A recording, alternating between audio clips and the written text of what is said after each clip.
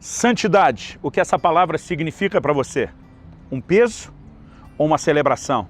Para cada um de nós que conhece, entende e recebeu a obra do Senhor Jesus na cruz, santidade não deveria ser um peso, deveria ser uma celebração. Fique comigo e nos próximos minutos nós vamos falar sobre a festa da santidade.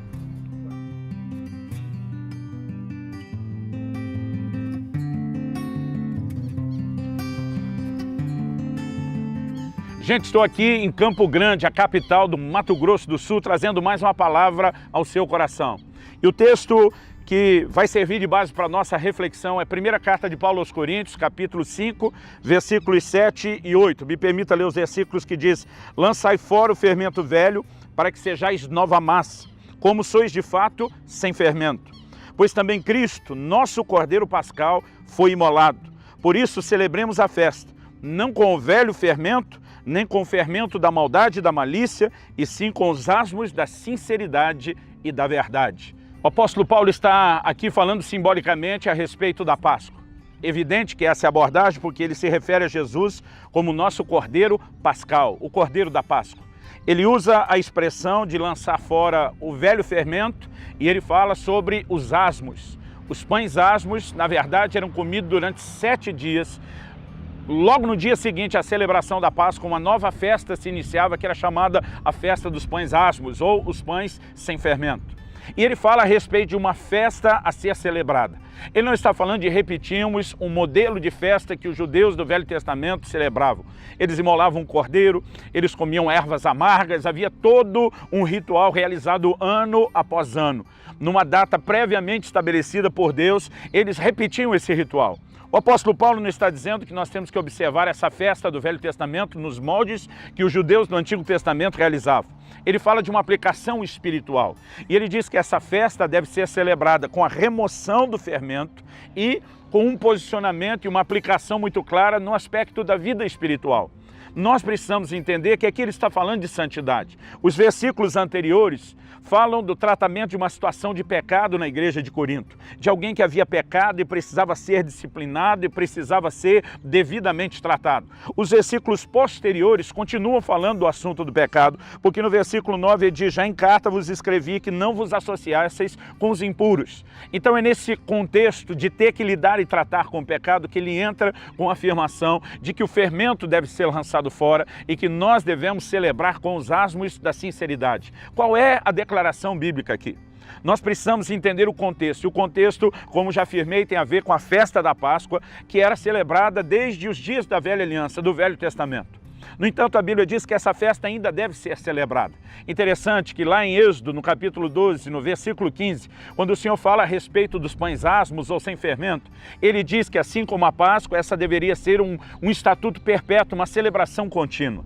Tudo aquilo que no Velho Testamento era chamado de estatuto perpétuo, mesmo que não continue de forma literal no Novo Testamento, pelo menos continua tendo o seu cumprimento de forma simbólica. Por exemplo, Jesus diz em Mateus 5,18, eu não vim revogar a lei, eu vim para cumprir a lei.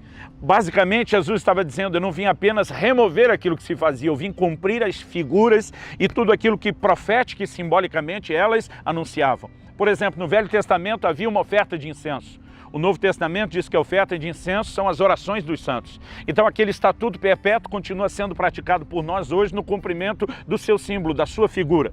Da mesma forma, nós olhamos para a celebração da Páscoa. O que se espera de nós não é uma festa literal nos moldes de como era feito. No entanto, Deus está transmitindo um conceito. Primeiro se celebrava a Páscoa. E no dia seguinte, o dia posterior, começava uma semana de uma outra festa. Embora as duas estavam tão juntas a ponto de, às vezes, serem chamadas quase que de uma coisa só, eram duas festas distintas. Uma era a celebração da Páscoa e no dia seguinte começava uma semana, 7 dias de celebração da chamada festa dos pães asmos. E aqui nós temos uma figura. Qual é a figura da Páscoa? Quando ele diz que Cristo é o nosso Cordeiro Pascal, ele está dizendo que aquele cordeiro que era imolado na celebração da Páscoa é uma figura de Jesus que foi imolado, que foi morto por nós. Nós precisamos entender o contexto em que a Páscoa foi instituída. Na noite em que Deus arranca o povo e a nação de Israel, que estavam debaixo da escravidão de Faraó, que os oprimia na condição de um tirano, e Deus os tira de lá e os liberta para que eles se tornem o seu próprio povo.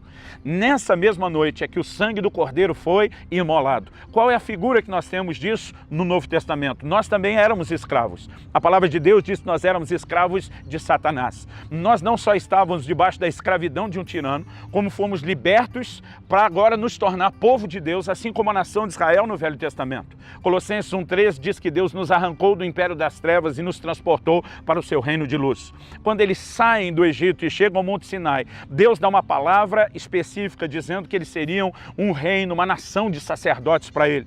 No Novo Testamento, o apóstolo Pedro aplica para nós exatamente as mesmas palavras. Ele diz lá em 1 de Pedro 2,9, vós sois a nação santa, o sacerdócio real, a geração eleita, o povo de propriedade exclusiva de Deus. As mesmas palavras que Deus falou sobre a nação de Israel no Monte Sinai. Há um paralelo. A Páscoa figura a obra de Jesus na cruz. Agora, que festa é essa do dia seguinte? Que celebração é essa dos pães sem fermento? O fermento, como dissemos, é uma figura do pecado, da impureza, daquilo que contamina e mantém o homem distante de Deus. E a Bíblia está dizendo que o sacrifício de Jesus deve ser honrado e celebrado com uma festa de santidade. Isso mesmo, santidade deve ser uma celebração, jamais deveria ser um peso.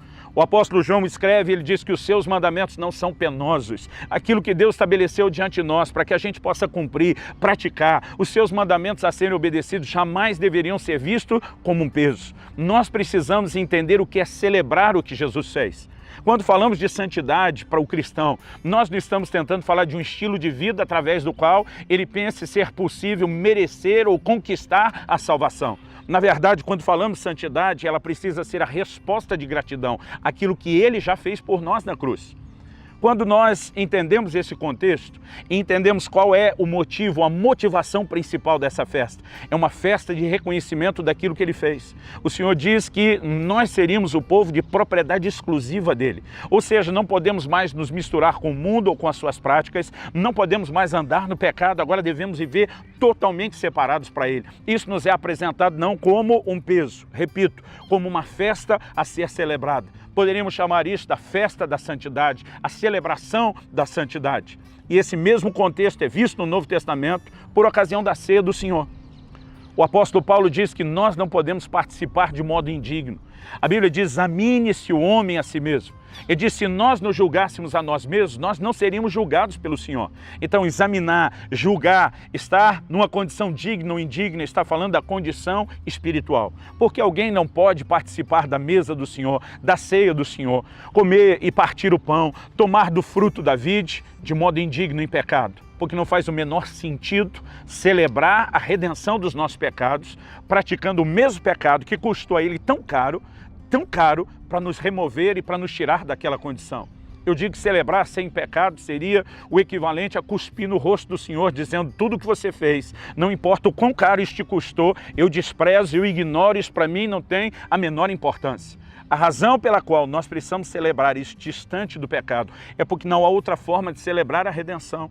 A redenção é justamente o ato através do qual Deus não só nos perdoou, Ele nos redimiu, Ele nos comprou para que nós pertencêssemos somente a Ele. E essa gratidão daquilo que Ele fez por nós, o entendimento do que Ele fez por nós, deve gerar em nós essa resposta de santidade. Eu não ando em santidade para tentar alcançar a salvação. Eu entendo que porque eu fui salvo, eu agora preciso continuar andando naquilo que a graça de Deus me ofereceu através de santidade. Santidade é nada mais, nada menos do que uma resposta de obediência ao Deus que diz, sede santos porque eu sou santo. Santidade não é apenas uma experiência que acontece no momento da conversão. Há uma santificação inicial? Sim. Há uma santificação posicional? Sem dúvida.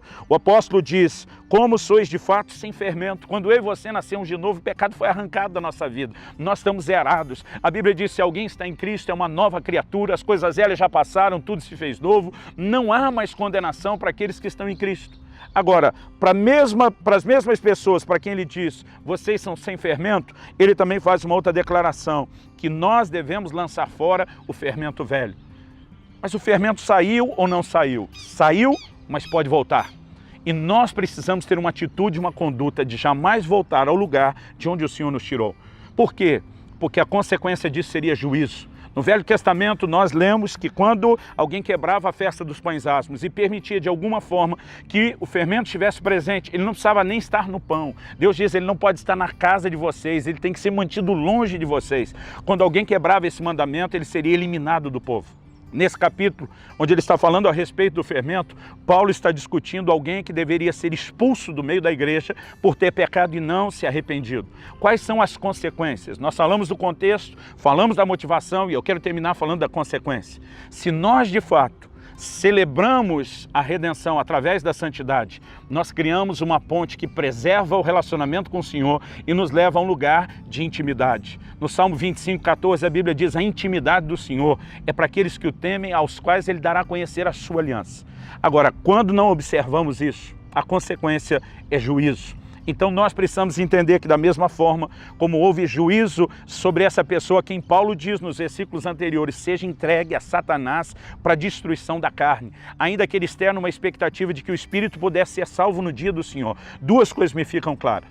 A observância da santidade nos leva a entrar na intimidade. A não observância da santidade, a não celebração dessa festa, nos colocará debaixo de juízo e anulará aquilo que nos foi oferecido.